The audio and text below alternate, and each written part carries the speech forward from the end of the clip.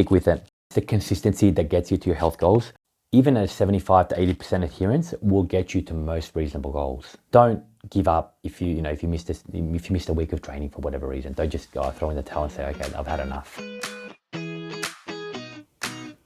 Welcome to the D8 Training Podcast. I'm Neven Antic, your host. Today, I welcome back Neven Antic to the show, head trainer and founder of D8 Training. Today, I really want to pick his brain on all things gym and training related. I want the gossip of what works and doesn't work and the mistakes so that I can avoid it. And that's been a topic of interest that listeners have been sent in and asking about. So hi Neven, welcome back. Thanks for having me, Anne-Marie. It's great to be back.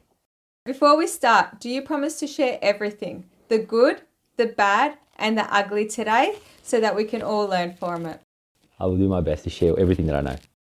All the skeletons in this closet, we want to hear about them. Okay, sure. All right, let's get down to business. What is important when you choose a gym? I'm a simple guy. I think for me, it's one, keep it simple. One, it needs to be really close. You want proximity. You want somewhere that's really close to you. Two, that it aligns with the style of training that you like. So if you like to train by yourself, find a commercial gym. It's going to be great for you. It's low cost for money as well. If you like training with other people, make sure they have good group classes and a training style of group class that you like. And then third of all, if you need a personal trainer, make sure that there's personal trainers there that you align with. And I'm probably a little bit picky in that space as well, but if I'm looking for a personal trainer, I want someone that looks the part. I'm a big fan of, you need to walk the walk. If there's personal trainers there and they don't look the part, for me, I'd rethink whether that's somebody that I want training me. When you say look the part, what do you recommend that they look like? Based on your interpretation of what a good personal trainer should look like. If they're in that space, they should look fit, they should look active, and they should be able to demonstrate the exercises at a high level as well. So that they're actually practicing what you're showing them. Yeah, exactly. So maybe a good approach with those ones is, pay for one session. It's worth the investment of paying $100 or whatever it is that they charge for a 1 hour session to see if you align with them, to see whether you can actually, it's a worthwhile relationship that you can build upon. If I book that session in, what questions do I ask a personal trainer? I actually think you can ask questions along the way, but I think you'll get a sense of their training style and what it is that they can help you with, and maybe ask that, these are my goals. They should already ask you what your goals are. As you explain to them your goals, ask them how they can help you get there. Ask them how they've helped other clients get there, what challenges they've found with other clients as well. So I think have that open dialogue in terms of where you want to go and then see whether they're actually a good fit to help to get you there. And so what are some red flags with personal trainers that I should be aware of? Trust your gut instinct. Most of us don't trust our gut instinct, but we know when something doesn't feel quite right. I think as you go through and meet with that person and ask hard questions, if there's things that you're unsure of, be direct and be honest, because you want this to be a long relationship that you're hopefully going to build with this person over time. What's a hard question? I'm not sure. I'm just trying to think what my clients have asked me. No one's really been that upfront or made me ask anything. Maybe it could be something along the lines of, what's the hardest client that you've dealt with? What don't you like doing for clients? What will you do for me? I'm putting a challenge out there to all our listeners that are our clients or potential future clients. Ask Neven some hard questions. Put him on the spot. There you go. And then next time I can come back and give you a better answer for this one. And how important are qualifications and expertise of the gym staff and personal trainers? I think this answer might surprise you, but to be honest, I don't know how important they really are.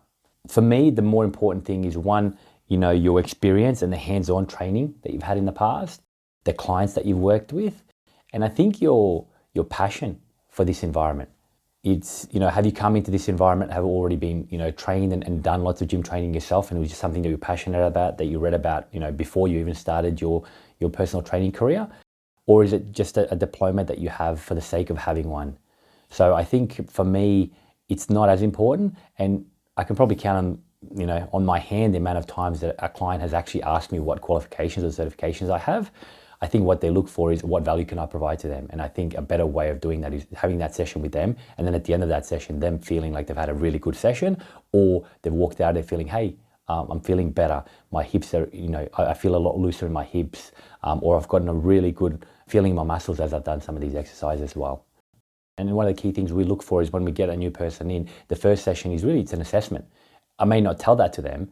I may just get them to do certain exercises, but I'm accessing them as they're going through the exercises to see, do they have any limitations? Do they have imbalances between sides? So it's really getting an idea of what the limitations are for that particular individual, and then how we can kind of help them get to where they want to be as part of their goals as well. Because for us, it's not just about building muscle here. We're trying to get better quality of movement. That's kind of one of our primary functions here, is to get better movement. So back to the gyms. When people are considering a gym, there's a membership cost, there's the gym itself. What's something that's important for them to consider? Make sure that you're comparing apples to apples. Most gyms will provide different services, and sometimes when people look at the cost of things, they may not be comparing the same things. First of all, identify, like we mentioned before, is what are you after? Are you after just a commercial gym where you can just go in and have that almost more of like a transactional session, where it's whatever works for you, you come in, you can pick different machines and you do your own training. If you're after group training, that's going to be a different cost model than a commercial gym. And then on top of that, if you've got personal training, that's again going to be a different price point. So I think understand what it is that you're actually looking for, then understand yourself. What will you actually commit to? There's no point getting a $300 membership at a gym for 12 months that you only use 2-3 times. And I can count that quite often when clients have come in here, they've told me that, I signed up for a really good deal, but I went twice. And if you average that out, it's probably they spend $150 for that one session.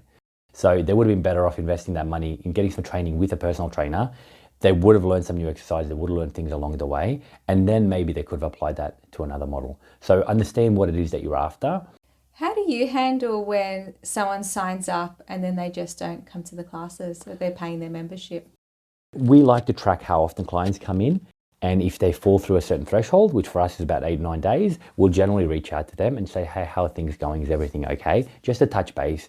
Again, we're a bit different than a commercial gym, and we're still at the size where we can interact with most of our clients. So we do follow up, because at the end of the day, and one of the reasons our billing model is fortnightly is because we want you to use your membership. So we want you to actually come out here and actually use your membership. So if you're not, we generally will try to reach out and get you to come in. I like that. I know when I had a, commercial gym membership, I didn't go for a little while and didn't hear anything from anyone there, whereas I probably needed that little bit of push and accountability, but I wasn't paying much.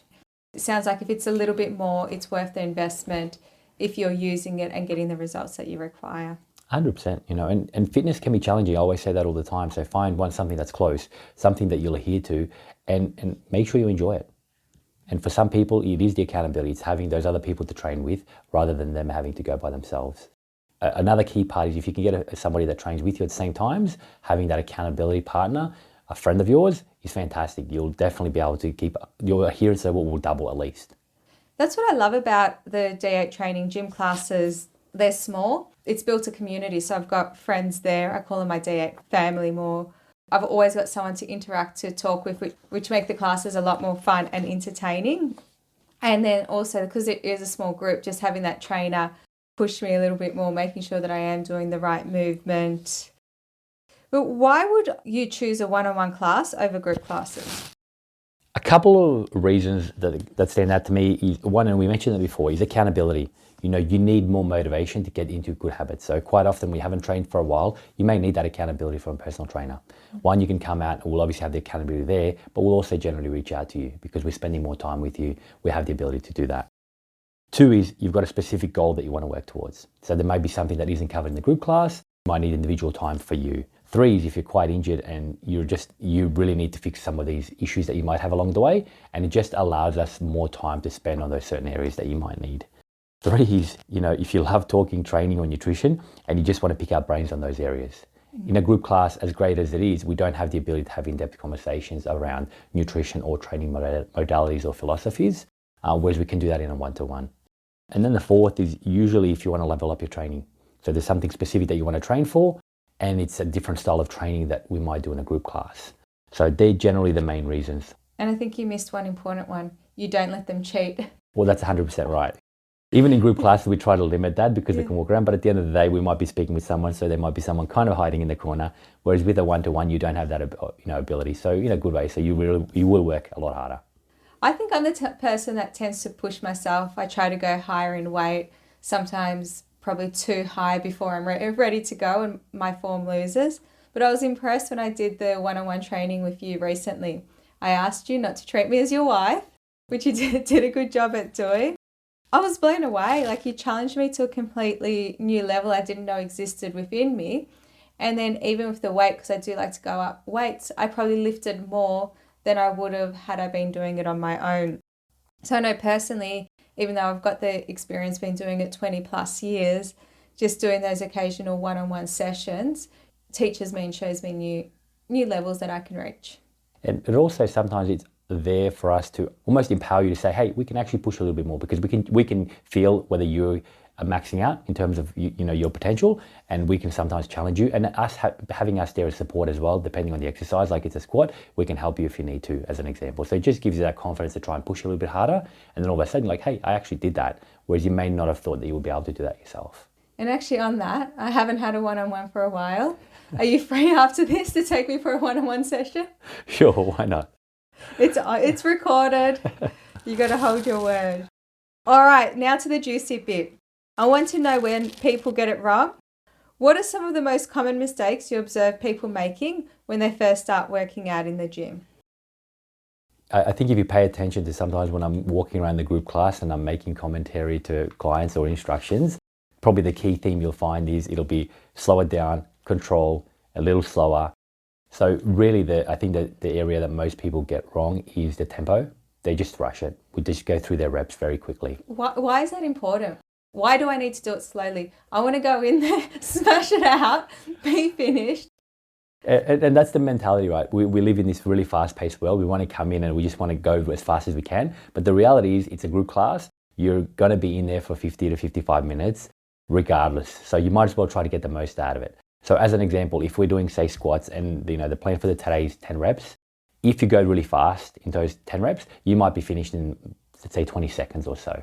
The ideal goal, though, is to control it on the way down. So we're probably taking about 3 seconds on the way down, half a second to 1 second in the bottom, and then 1 second to come back up. So if you do it at that tempo, that set's going to take you close to 50 seconds, which is a better time frame if we're trying to build muscle, but also trying to burn a little bit more fat as well. The main reasons we do them is, like I mentioned before, is one, we'll build a bit more muscle because your muscles actually have time to do more of the work. Two is it's a lot safer because we're not having to load as heavy and we're actually controlling it on the way down. So our muscles do more of the work rather than our joint having to absorb it. And three, you can actually get much better technique because you're now controlling it and you're making sure that you're doing the movement correctly. So they're kind of the three key areas for us, and that's why we kind of encourage people to do it. It's not the only way. You can go faster in certain movements. Majority of the clients that we train, though, that's going to be the best approach because it's going to limit the potential for injury in that regard, and they're going to get a better outcome. How do improper lifting techniques contribute to injuries, and what advice do you give clients to avoid these mistakes? So quite often, improper technique can be a couple things. It can be using the wrong muscles to do the movement. A perfect example of this, and we often see this when somebody's doing a squat, when they come down, one, they could be going too fast. And then like I mentioned before, it's rather than the muscles absorbing it, the joints sometimes have to take that load, whether it's the knees or the back. The other part is when the weight's too heavy, what will tend to happen is the legs won't do as much of the work because the client is going to transfer the load into their back. And then they're going to put more stress and emphasis on their back. So we just need to be mindful of a movement like that. The same can be said for a lot of different movements as well. But it's just understanding what muscle we're trying to work, what the movement is, and are we doing it correctly? Or are we just trying to get it back up with the heaviest load possible? Which is why sometimes, when a client does have a weight that's too heavy, I'll say, hey, let's try a 5 kilo instead of that 10. Let's see if it cleans up your form. If we get them to go deeper in that position with a lighter weight, it ends up usually being harder. So we're achieving multiple kind of benefits from that because one, it's harder for them already, so they're doing more work, and two, it's a lot safer for them. How do I know if a weight's too heavy for me? You'll probably find yourself straining and your movement isn't smooth. Sometimes it's hard to tell within yourself. That's why having a trainer around is obviously useful. Someone who could just monitor you and say, hey, you're going too heavy, slow it down first. Let's see if that fixes it. If it doesn't, let's try a different weight. It's part of troubleshooting. That hurts my ego when you tell me to go down in weight. How do you manage that? I think it needs to be lighthearted. It depends on how I'm feeling at the moment and my relationship with that particular individual. If it's someone I've got a great relationship with, I'll just kind of make a joke about it. Hey, I think that's way too heavy. Let's try a little bit lighter. Oftentimes, if it's someone that I haven't built that relationship with, it might be, hey, let's slow it down. Let's see how that looks.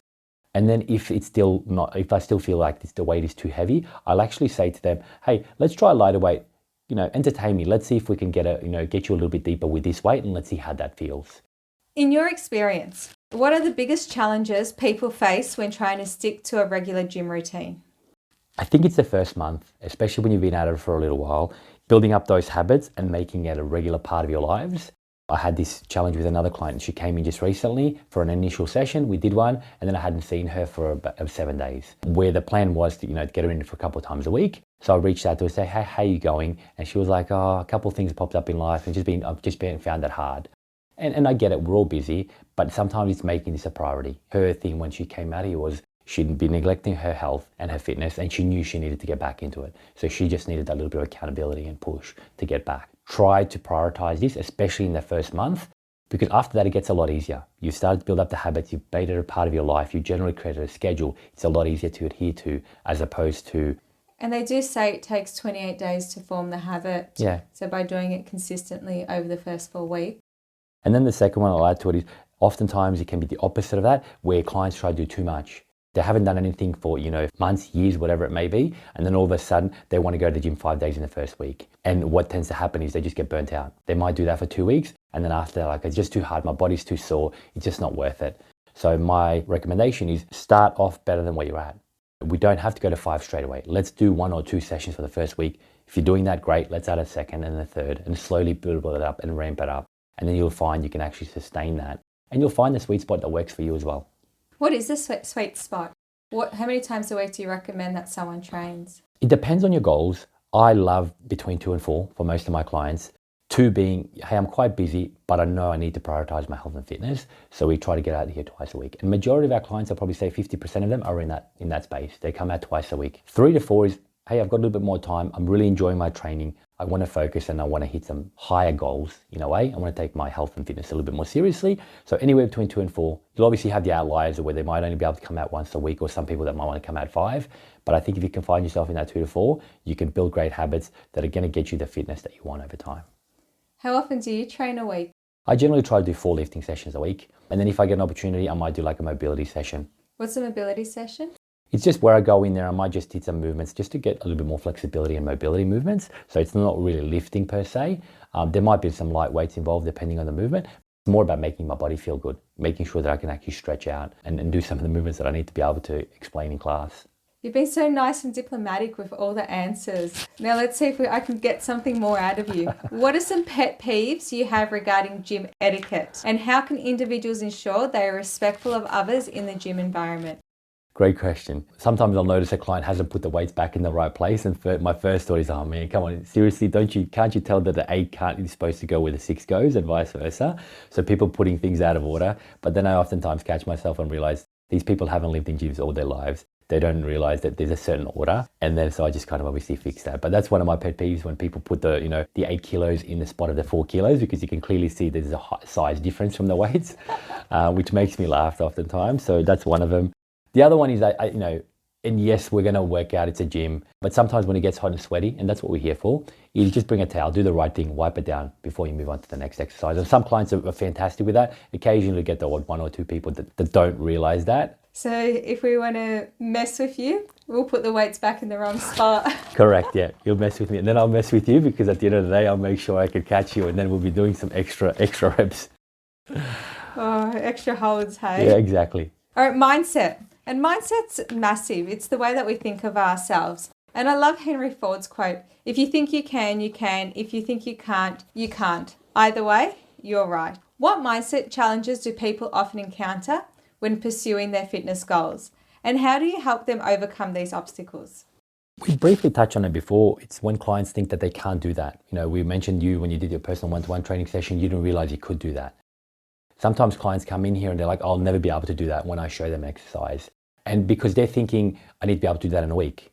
Whereas, fitness is here for life. So we should be making small goals to get us to where we want to get on some of these goals and different movements. So the key is to keep an open mind. I may not be able to do that yet. And I love that, phrase. It's like, I may not be able to do that yet, but it's something that I'm working towards. And sometimes clients don't realize that there is a path to get them to those particular movements or whatever the limitation is.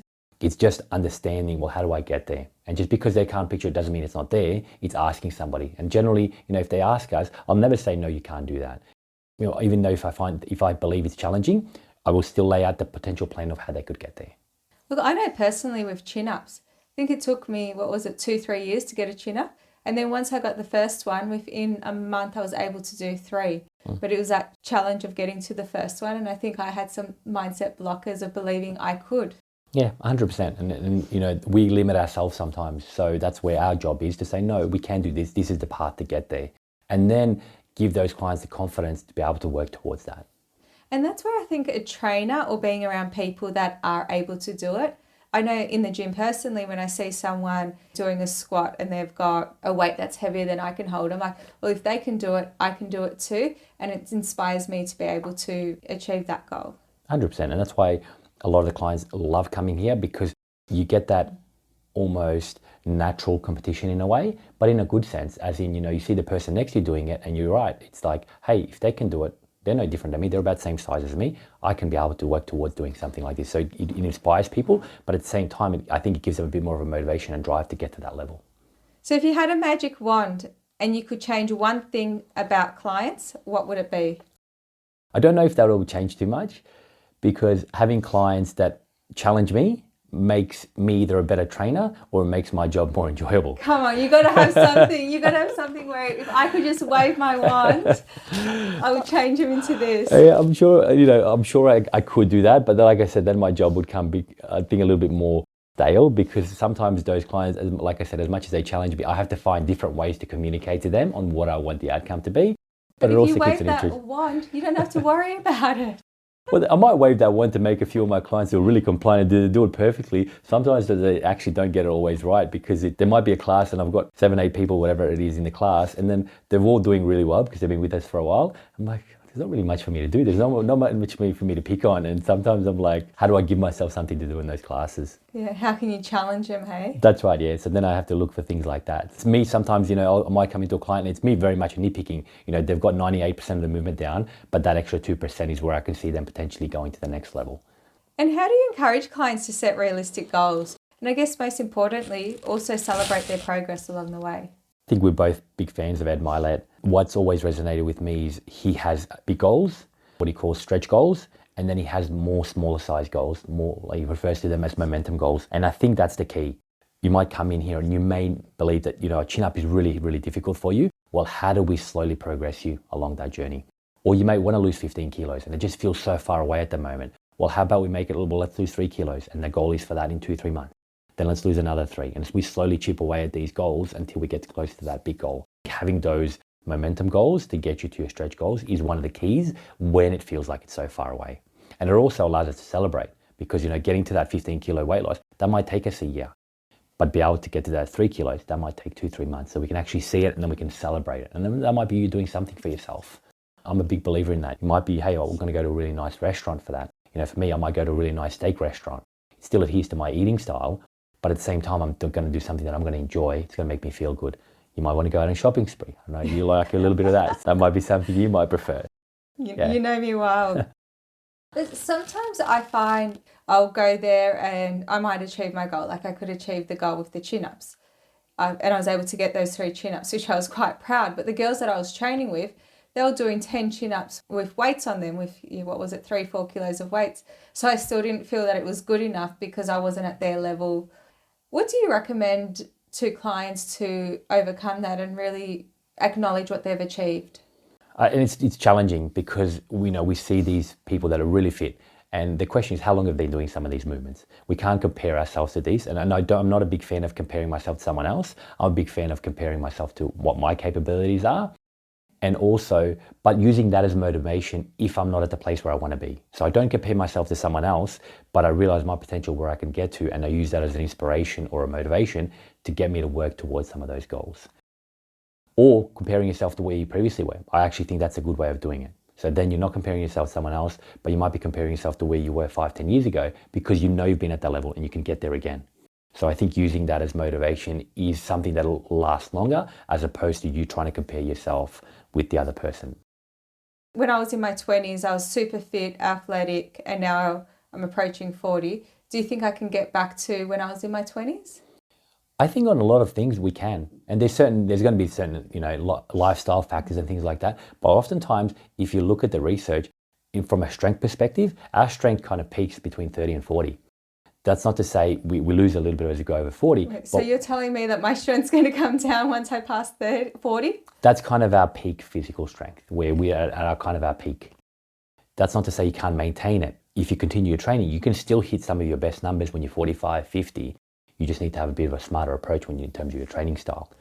The key is obviously to not use it as an excuse. Oh, I'm 38. I'm never going to be able to do what a 25-year-old does. Well, that's actually not true. You're probably not applying yourself the way that person is. So there's obviously certain things that are limited, but when it comes from a strength perspective and the way we look, those things we can carry on for a long, long time. And you'll know that yourself. You'll see some of the clients in our gym, they're in their mid-40s and mid-50s, and they look fantastic.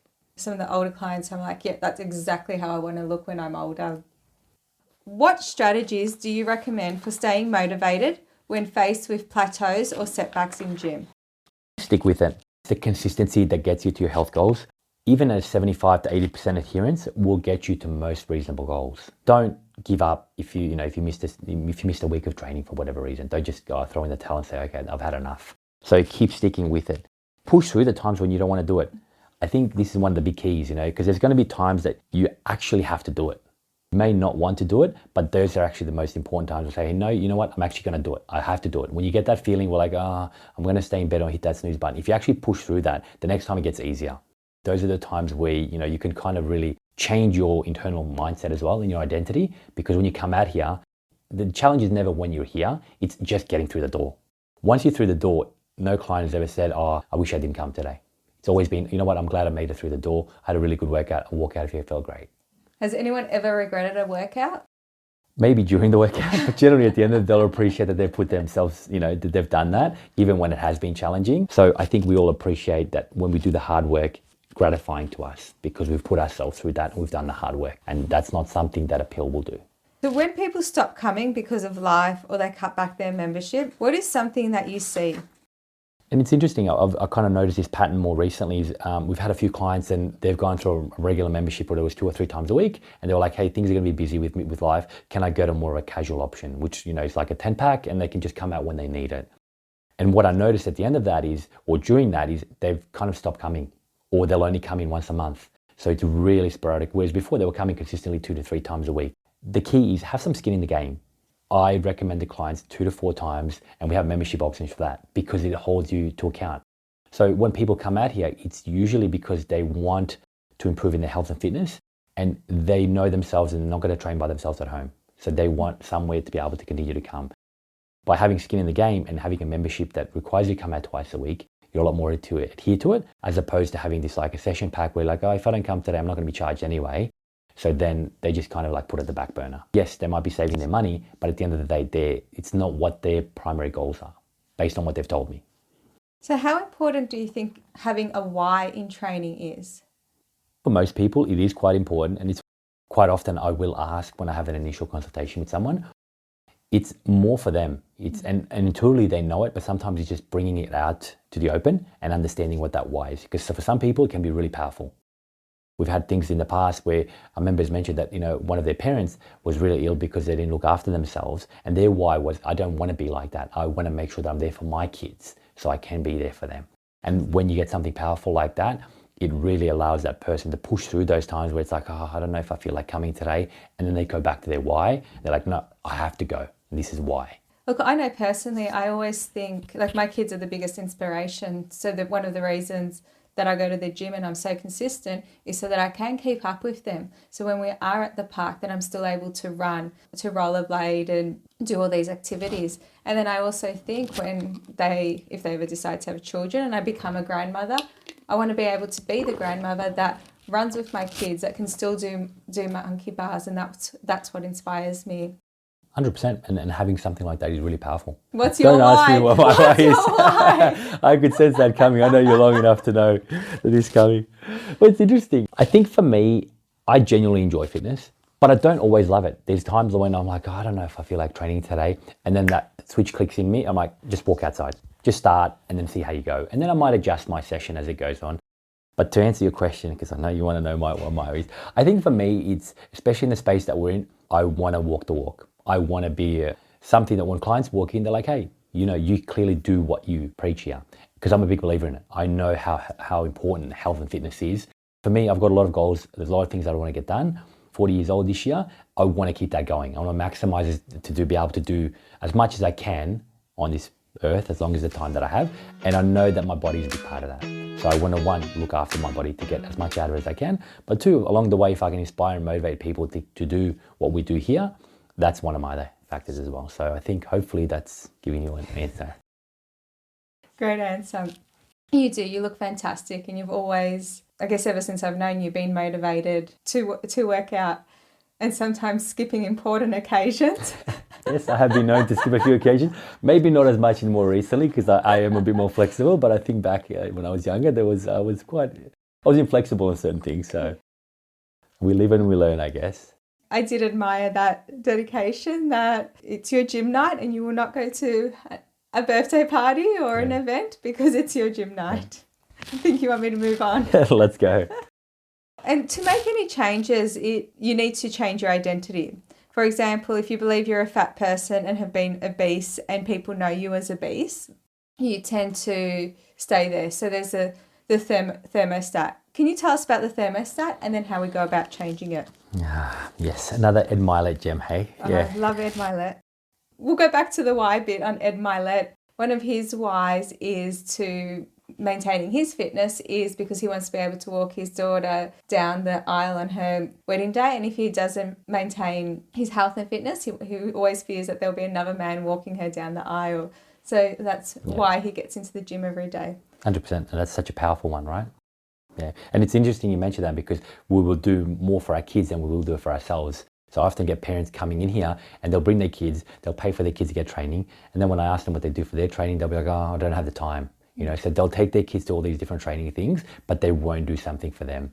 And I guess you said that at the start of it, like, finding the right gym. You mentioned proximity because you're right. I would drive my kids half an hour in Melbourne. When we lived there, I was driving Chloe to get to her activity, whereas I wouldn't drive myself half an hour to get to a gym. Yeah, so oftentimes if I'm looking at getting new clients, if they're anywhere within more of a vicinity of 3 to 4 kilometers radius from us, it's really going to be challenging to get there here, and I understand that, and I openly say that at the front. Whereas when it's an athlete or a young junior gym, because there isn't as many of us around, I will look at like a 25 to 30 minute radius in terms of how far away they are, which is going to cover most of Adelaide. Back to the thermostat. Yeah, like we mentioned, Ed Milet talks about this. The way he explains it is that we basically have these different thermostats for different parts of our lives. Obviously, the one we're referring to here is going to be more on your health and your fitness. That could be, your strength levels, it could be your weight, as an example. And it's similar to having a thermostat in a room. So if the thermostat is set to, 23 degrees, if the temperature goes down to 18 degrees, automatically that heating will kick in and it'll bring that temperature back up to 23 degrees. And it's very similar to our lives as well. So in the example of weight, I'll oftentimes get clients coming in and say, hey, I just can't get my weight below 80 kilograms. I might get down to 77, 76, and I might get there for a few weeks, and then all of a sudden I'll go back to that 80. And it's almost like that person has, that thermostat's kicked in, they've gotten down below their weight, and now they're not able to maintain it there, goes back to 80. And the way Ed explains it, and I love that aspect of it, is he refers to it as that's your identity. You've created an identity that you are a person who weighs 80 kilos. And you will do things subconsciously to always stay at that weight. So if you go to 81 or 82, you're like, oh, I'm a little bit high. I'm going to just watch what I eat for a little bit, and then you get it back to 80. And then oftentimes when you go down to 77, 75, you don't believe you actually deserve to be there, and you'll do things where you'll come back up subconsciously without actually meaning to. So how do I change my thermostat? There's a couple ways. First one is proximity. We mentioned that before. Surround yourself with people who are at the weight that you are. Those people are generally going to be radiating a higher frequency than you are, and you want to surround yourself with people like that because they will help get you down to those levels. Because they're going to make you feel good about it. You'll pick up things from them on what they do on that as well. And the second one is create small wins over time. Slowly build up the belief in yourself that you deserve to be that person that's at 70 kilos now, not 80 kilos. And I think the key with that is build confidence in yourself. Because ultimately, if to get from 80 to get to 70, you need to change some things with your food, but you also probably need to train. Okay, so how do we do that? Well, with small wins over time. This week, I'm going to get to the gym twice. Okay, we do that this week. Next week, we're going to do the same thing and the same thing. And then over time, you start to believe you're the person that gets to that weight because you're doing things with your training. You're also doing things with your food. You're eliminating certain things as well. And that's where, we have so much information available to us, but oftentimes we look for these quick fixes. And if we just focus on the consistency over time, hitting those 75, 80% of the goals week in, week out, you will hit that 70 kilos. And then you need to maintain it for a period of time. And then all of a sudden, your new thermostat is set at 70. It's not 80 anymore. Great advice. I do like the thermostat, and that applies to all areas of life whenever you want to change it. And you mentioned hanging around the right people, so finding the right people to have around you so that you can change your limiting beliefs. But what about the current people that you're hanging around? Because usually it's them keeping you at that thermostat there because they know you as that 80 kilo, not that 70 kilo. And they might come out of a place of love and say things like, oh, why are you so worried about your weight? You just need to enjoy life. What do you recommend in those situations? It's a great question. And get rid of it? Oh, well. Fire them as friends? Unfortunately, that's actually my answer. But I know that's hard to do. Like I mentioned before, I'm simple. There's certain things that I like doing. And for me, the people, if I surround myself with people that don't bring me up, I will limit how much time I spend with them. But I also understand you can't just do that with family oftentimes. But what you can do is limit your exposure to those people, or pick times when they're going to be in a better state, that they're going to be up, and then you kind of control the conversation on where it's at. And the other part is set your boundaries. When that person tells you, hey, what do you care about your weight? Just be open and respectful. Say, hey, I'm really trying to work towards these goals. Can you please be positive around this space? Please don't communicate to me in those sort of things. And set your boundaries. And then if they continue it, well, then you might need to cut those ties. Limit that exposure to those people. But you're right, sometimes it's hard to move away from these people because we just feel like we have to stay there. But it also, life changes, life evolves. If you think about it, we're not friends with the same people that we were before we had kids, and then during kids, that changes. And then obviously after kids as well, those things will change as well. So oftentimes the people that we surround ourselves with change over time as we age. And the other big one that I find is don't talk to them about weight or food or those items. Keep those conversations to other more positive topics, what you enjoy, as opposed to your goals, and only share your goals with people who inspire and believe in you. Correct. And sometimes, inadvertently you might make that person feel bad because they're like, oh, Susie's trying to get super fit over there. Why is she trying to be so fit and doing all these things? It sometimes makes them feel bad because they're not doing some of those things. So it's not about that. It's understanding that, they might have certain limitations. They may not be ready for that part of their journeys, and they may not prioritize that to the way that you do. Keep that to the people that are in that space, that are trying to get to that point or already there, because they're going to be a lot more likely to bring you up along the journey. And then that's what I was referring to, is that high frequency. They're rating at a high frequency, and you'll come to their level. Just like when people are rating a lower frequency, you can oftentimes drop to them, especially if there's more of them than there is of you. Actually, I did notice that I was in a work meeting, which was an hour meeting. And before that, I had the best meeting. We were laughing. It was great. Then I went to this meeting and it was just a low frequency. No, it was a tough conversation as well. And when I hung up out of that meeting, I was exhausted and like, what happened? And it was that frequency of the vibration. I need to go for a walk, clear my head before continuing with work. 100%. I like this. Did I throw enough questions at you? I think there was quite a few there. Hopefully I gave you enough gossip of what you were after. You're very diplomatic and nice. That's what I love about you. And look, I did enjoy this. These are probably questions I don't ask you at home, which I don't know why I don't. So you might notice a change now because I got heaps of value out of it. But thank you for your honesty. Thanks for sharing the examples and stories as well. You're welcome. Glad to have a different change of pace as well. And I think sometimes some of these things are more important than, the training. Yes, the training is really important, but having that accountability, or having an accountability coach, someone that can help keep you in check and making sure that you're coming out, is even more important, especially in those early times. Because if you can build these habits, later on you may not need that reliance on that accountability coach, but it's gotten you to the place where you can do it by yourself. Definitely. And 80% they say is mindset. So if you are able to change your mindset by having an accountability coach, by learning from someone else, you're more likely to achieve your goals as opposed to doing it on your own, having that team around you. 100%. I look forward to having you on again next time. Do you notice I didn't even give you a choice and ask you if you'll come back? Well, I'm okay with that. I like talking about this stuff. Yeah. So. I enjoyed it too. It's probably one of my favorite episodes, so thank you. And thank you for everyone for listening. Did you get value? Do you know someone else that would benefit from hearing what was shared today? Please subscribe and share this show. It will also help us grow and keep providing you more content. Until next time, dominate your life.